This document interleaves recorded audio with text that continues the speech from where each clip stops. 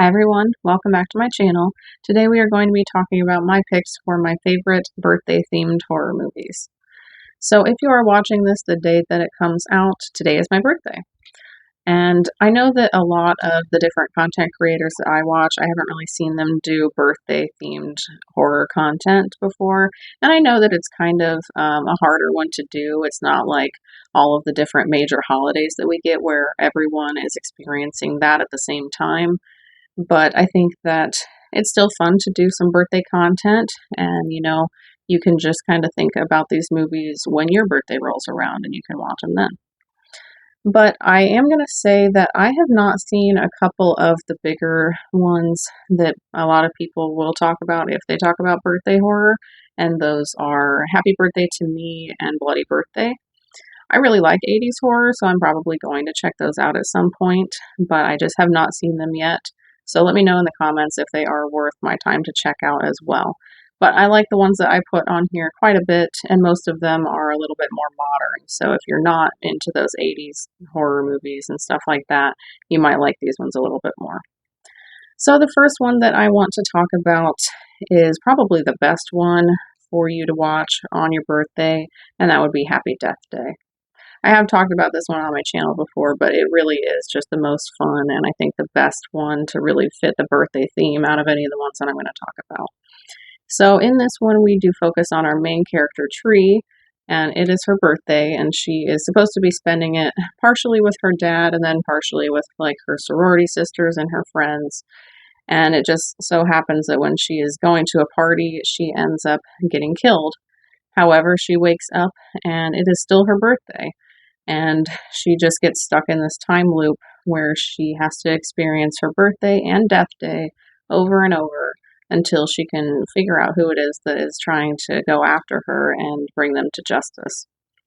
I think that this one is so much better than I thought that it was going to be. PG-13 horror can really go either way. And I think that this is a great example of PG-13 horror when it can be done the right way and how much fun you can have with it. I think that Tree as a character, she is pretty annoying in the beginning of the film, but you do get to learn a lot more about her and see why she is the way that she is. And she grows as a person throughout the course of the film as well. So I end up really liking her by the end of the movie. And I think that this one is just such a good time to watch. It's lighthearted and easy to rewatch. So I do think that it is the best one if you are only going to want to watch one movie for your birthday, as far as horror goes anyway. The next one that I want to talk about is one that I either don't hear anyone talk about at all, or if I do hear people talk about it, it's usually negative. And I just truly don't get it because I have adored it ever since the first time I watched it, and that is My Soul to Take. In this Wes Craven, severely underrated, in my opinion, film, we have our main character, Bug, who is one of the Riverton Seven, and they are a group of now teenagers who were all born on the same day when a serial killer met his demise. And it is believed that all of those children kind of harness all of his different personality traits because he was someone that had DID. And they are going to have, I believe, their 16th birthday altogether. And it happens that some of the Riverton Seven are starting to get picked off. So they have to figure out what it is that's going on and try to save the remaining ones that are still there. And I think that it is severely underrated. I do not understand what it is about this movie that people don't like. So if you are someone that dislikes this one, please let me know down in the comments why, so I can kind of understand what the problem is there. I've always had such a great time with this one. It's one that I've rewatched so many times. Granted, not in a long time, but honestly, I might end up rewatching it after I film this video because I just have the urge to watch it now for sure.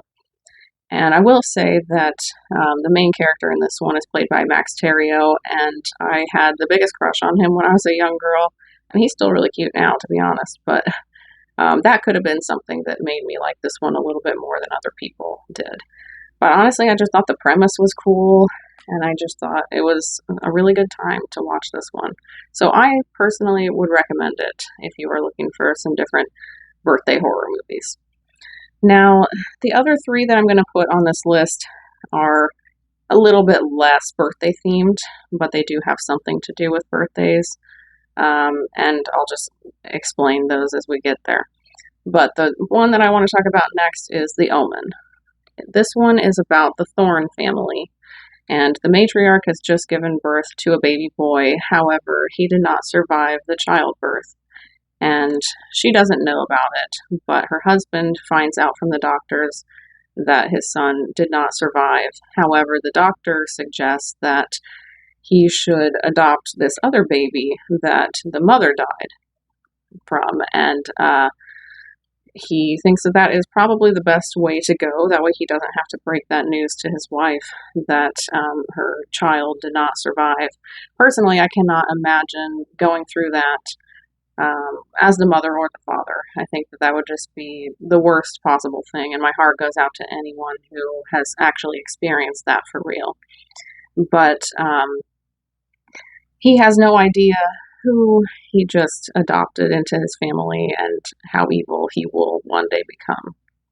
So this one is a lot less about birthdays. However, there is obviously a very iconic birthday scene in this film, and it has a very gruesome public display that was all for Damien. The next one that I want to talk about on here is Longlegs. Longlegs is about Lee Harker, who is an FBI agent who is tasked with trying to figure out about some different murders that have been taking place. And it ends up that she has a bit of a connection to what is going on. This one is, I think, the most recent one on this list for sure. And so I don't want to get too much into it. That way I don't mess it up for anyone. But we do have Longlegs, who is the main antagonist and the killer in this movie. And I think that Nicolas Cage does such a phenomenal job in this role, albeit, it's a very eccentric performance. But I think that that's just so common for him anyway. But yeah, I do think that he does a really great job in this one.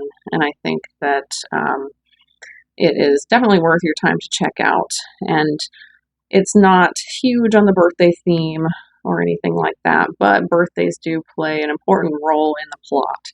And like I said, I don't want to say too much with this one, so I don't ruin it for anybody. Now, the last one that I want to talk about is the original Friday the 13th. So this movie is a classic, and it is about a group of camp counselors who are trying to get Camp Crystal Lake ready to have kids at it again, since they have not had any for a while, due to the fact that there was a young boy named Jason who drowned, and then there were some camp counselors that were killed as well. But this one is a movie that I have very complicated feelings about, and I will get into that now. So this one, I think, is a pretty good movie, and one that I really always had a lot of fun with. But it does kind of hold it back for the Friday the 13th franchise as a whole for me, just with the fact that Jason is not our main antagonist yet, and he is really the heart and soul of these films. So that always did kind of put this one at a disadvantage compared to a lot of the ones on the whole franchise. But what I really have problems with ever since I found out about it would be that they actually did kill the snake that you see die in this film. I always just thought that it was, fake, and I thought that it was probably Tom Savini just, being really good at his job with the effects and everything. But that's not the case. And, if you actually look into the snake that they used for that, and the fact that it wasn't even just a random snake that got in that they thought that they should kill since it was a pest, it was actually someone's pet. It's just horrifying that anything like that even happened. And I'm so glad that there are, more regulations as far as having animals on the set of films goes nowadays. But I just, I can't fully endorse this film because of that. So anytime that I'm really going to talk about Friday the 13th, you're going to hear something about that because I just don't want anyone else going into this not knowing that, just because that's something that is going to haunt me forever because I've seen that movie literally so many times. Even though this one is nowhere near as good for me as the ones that have Jason in them, featured more prominently, it was still one that I did usually watch anytime Friday the 13th rolled around. But I did want to put it on this list due to the fact that Friday the 13th is Jason's birthday, and that is brought up in the film as well. But yeah, I do just have a lot of issue with this one, and it's one that I will probably only ever watch again should my son become a horror fan. Hopefully he will, because I really want him to. But if he wants to watch this film at some point in his life, then I will watch it at that point, but I will certainly be, omitting that part from our viewing experience.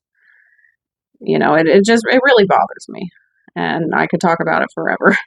I refuse to watch movies like Cannibal Holocaust because I knew ahead of time that they actually killed animals in that as well. But with this one, I have already seen it, and so it does make it really hard to have the conflicting feelings about it because I do kind of miss watching the movie to an extent because it was one that I liked quite a bit for so many years. But I'll just never feel the same way again about it. And I guess, spoiler alert for when I do a ranking of this franchise, that was going to be pretty low just because of what they did. So it's pretty unforgivable, if you ask me. But I do want to know your thoughts on this video down below in the comments. Did you agree with the choices that I made on here, or would you have put some other movies in their places? And I want some recommendations from you guys about different birthday horror films that I should check out because I really haven't seen a whole lot of them when I was like pulling up lists as far as birthday horror goes. So that's always awesome when you guys recommend stuff to me for sure. And like I said, I want to know your thoughts on My Soul to Take, specifically down in the comments. If you dislike that one, please tell me why so I can understand maybe. Also, if you have conflicting feelings about Friday the 13th because of the snake death that is in there, let me know that down in the comments as well. I'd love to have a discussion as far as that goes too. If you enjoyed this video, please leave a like on it and consider subscribing if you haven't yet for more horror content. I do post 2 new videos each week. You can follow me on Instagram for updates on my channel as well as additional horror content. You can also follow me on Letterboxd to see what I have been watching lately and my brief thoughts on any of those films. I will let you know, though, I am like a month or so behind on Letterboxd right now. I definitely need to get caught up pretty soon before it gets out of hand. But if you want either of those socials, they are listed in my channel description for easy access for you guys. I want to say thank you to everyone who has been supporting my channel so far, and it just really means the world to me. My name is Devin. This is Carpenter Hill. Thanks for watching.